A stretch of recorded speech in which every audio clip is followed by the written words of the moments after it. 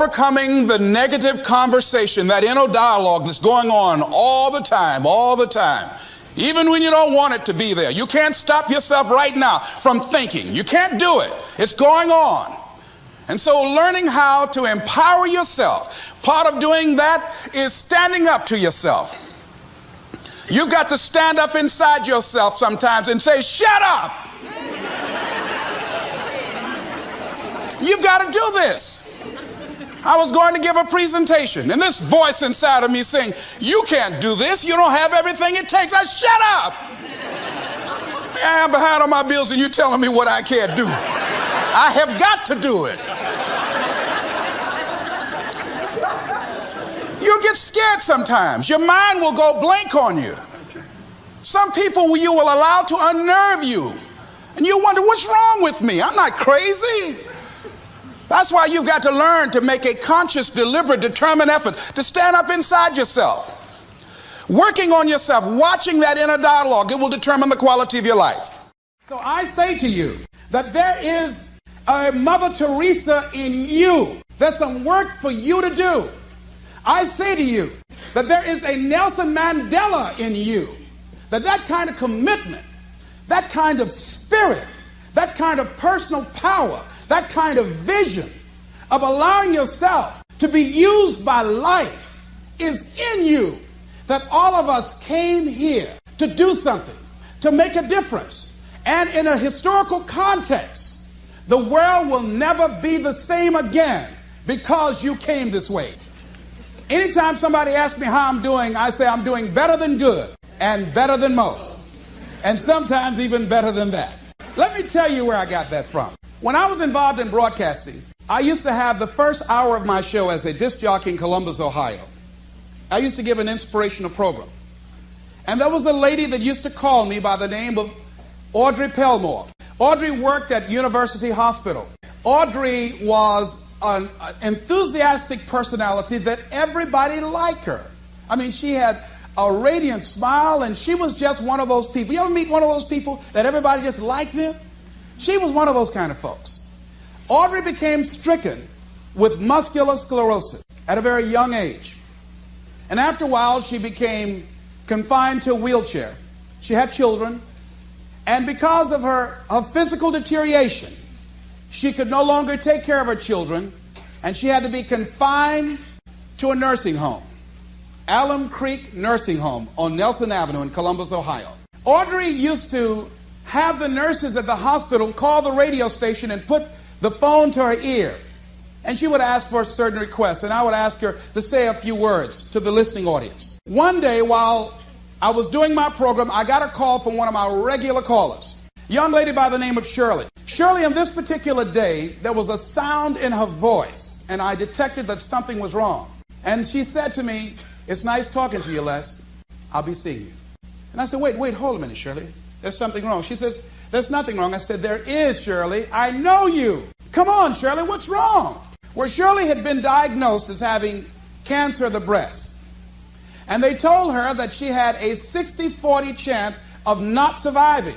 During the time that she had had her medical examination, her husband had become distant. Through the pressure of losing her husband and the illness, she just felt, hey, I'm not the kind of person that can handle suffering, and I'd rather just end it quickly. She was at a critical point in her life, and this is the option that she decided to take. I did everything I could to discourage her, to give her a reason to want to go on living. I was trying to find something that she can hold on to that would give her a sense of hope, some thread. And I used scripture and everything. And one of my fallback positions, Lord, grant me the serenity to accept the things that I cannot change, the courage to change the things that I can, and the wisdom to know the difference. And she didn't budge. That did not work.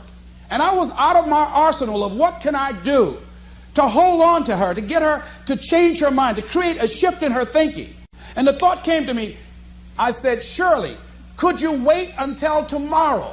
She waited for a long time before she answered. She said, "Why tomorrow?" I said, "Because if you wait until tomorrow, I'd like to take you by to see Audrey Pelmore. You remember Audrey that I talk about all the time on the air?" She said, "Yes, I like her. I would like to meet her."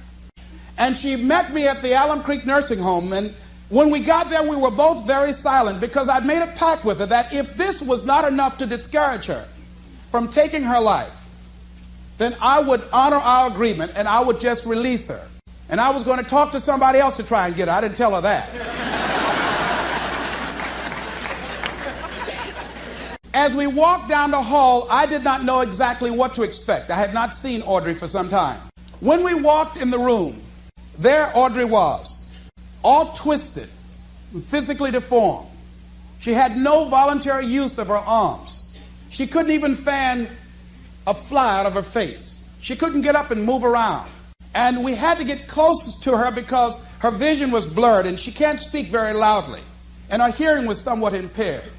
And as we drew closer to her, I said, Audrey, this is Les.